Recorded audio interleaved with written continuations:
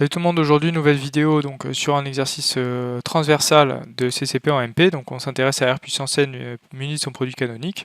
On considérait faire un endomorphisme symétrique de R puissance n dont les valeurs propres sont strictement positives.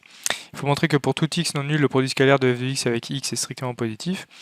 Et on considère g une fonction de R puissance n dans R qui va utiliser le produit scalaire de f de x avec x et aussi le produit scalaire de u avec x, où u c'est un élément de R puissance n fixé.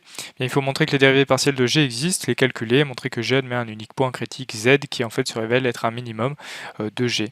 Donc voilà pour l'énoncé, n'hésite pas à mettre sur pause, à lâcher un petit like si tu penses que la vidéo peut être utile, et je vais donner des indications avant de passer directement à la correction. Allez, on est parti pour les indications. La première indication, eh bien, c'est qu'il faut, pour la première question, utiliser le théorème spectral. Deuxième indication, il existe une base orthogonale de vecteurs propres de f, décomposée un vecteur x dans cette base-là. Deuxième question, première indication, raisonner dans la base de la question précédente. Question 2b, première indication, un point critique annule le gradient de g, c'est-à-dire qu'un point critique annule les dérivées partielles de g. Enfin, pour la dernière question, il faut calculer g de z plus epsilon moins g de z pour un certain epsilon dans R puissance n. Allez, donc on est parti pour la première question, donc pas de surprise, eh bien f c'est un endomorphisme symétrique réel d'un ensemble de dimensions finies, donc par théorème spectral, il existe une base orthogonale de vecteurs propres à chi, donc c'est logique d'utiliser le théorème spectral pour caractériser l'endomorphisme symétrique.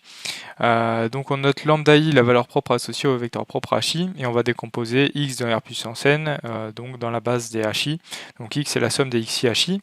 Et on fait le produit scalaire de f de x avec x, et bien on remplace tout simplement, ça nous fait ça.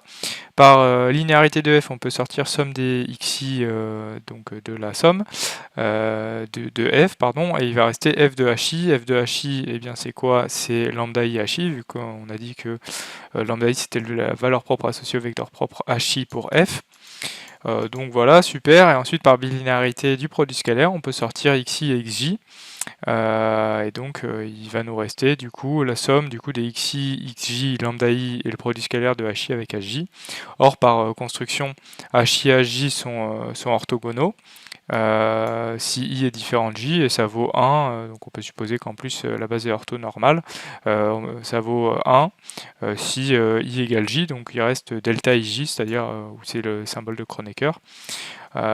Donc conclusion, il y a une des deux sommes qui va disparaître, et on va prendre, il reste du coup la somme des xi carré lambda i. Les xi carrés sont positifs, pourquoi? Parce que x est dans R puissance n, donc les composantes xi sont dans R. Et lambda i, on a supposé que les valeurs propres étaient strictement positives, donc c'est strictement positif. Donc par produit, le produit scalaire de f de x et x est supérieur ou égal à 0. Si x est non nul en plus, eh bien il existe un i0 tel que la composante xi0 est non nulle, donc il y a l'une des composantes qui est non nulle si x n'est pas le vecteur nul. Et donc f de x, le produit scalaire de f de x avec x n'est pas nul.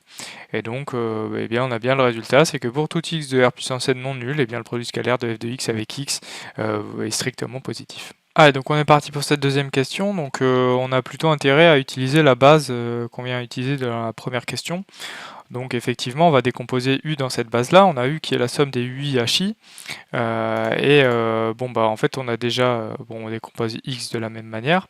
On a déjà une expression du produit scalaire de f de x avec x. On a dit c'était la somme des xi carré lambda i par la question précédente. Et le produit scalaire de U avec x, on va très facilement le calculer dans la base, toujours des HI. Qu'est-ce que ça va faire? Ça fait par bilinéarité du produit scalaire, ça fait la somme du coup des UXJ fois le produit scalaire de HI avec HJ, et ça reste du coup delta IJ, comme à la question précédente, et donc on récupère la somme des UIXI. Conclusion, on a montré que pour tout x dans R puissance n, g de x était 1,5 fois la somme du coup des lambda i xi carré, moins du coup la somme des UI xi. Donc cette expression-là, elle est polynomiale, donc g, elle admet des dérivées partielles, et donc si on prend la dérivée donc de g par rapport à xi, donc on obtient lambda i xi moins ui dans la base orthogonale de la première question, et donc c'est la manière la plus simple de procéder, de raisonner dans cette base orthogonale-là. Donc question 2b, un point critique z, par définition, ça va annuler le gradient de g. Donc le gradient de g qui s'annule, c'est équivalent à dire que chacune des composantes des dérivées partielles donc de g s'annule au point z. Donc qu'est-ce que ça veut dire par la question précédente? Ça veut dire que pour tout i, les lambda i, zi moins ui, ça vaut 0. Donc ça vaut que zi c'est ui sur lambda i. Pourquoi? Parce que les valeurs propres lambda i sont strictement positives, donc elles sont non nulles et on peut diviser par lambda i. Et donc G admet un unique point critique z de coordonnées ui sur lambda i dans la base orthonormée DHI de la première question. Allez, donc on est parti pour la question 2C, donc on va prendre epsilon dans R puissance n, de coordonnées epsilon i dans la base DHI. Eh bien, on va calculer g de z plus epsilon moins g de z, montrer que c'est supérieur ou égal à 0, comme ça g de z est inférieur ou égal à g de z plus epsilon, qui est donc qui décrit tous les g de x en fait pour x dans R puissance n, et donc z sera bien un minimum de g. Donc faisons le calcul. G de z plus epsilon, qu'est-ce que ça fait? Ça fait un demi de du coup la somme des lambda i zi plus epsilon i le tout au carré moins la somme du coup des ui zi plus epsilon i. Et g de z, qu'est-ce que c'est? Il suffit de recopier tout simplement la définition. Ensuite, on va tout simplement factoriser les termes qui se ressemblent. Les termes avec les carrés, on factorise. De la même manière, on va factoriser les termes là. Donc ici, on a une identité remarquable. On récupère du coup un demi de la somme du coup des lambda i 2zi epsilon i plus epsilon i. On peut toujours factoriser par epsilon i et obtenir du coup que c'est du coup la somme des epsilon i au carré plus epsilon i lambda i zi moins ui. Or ça c'est nul. Pourquoi? Par définition de z, on a dit donc il suffit de voir ce qu'on a fait à la question de 2b. On a dit que lambda i zi ça valait ui. Donc au final, qu'est-ce qu'il nous reste? Il nous reste g de z plus epsilon moins g de z, c'est du coup la somme des epsilon i au carré. Ça c'est supérieur ou égal à 0.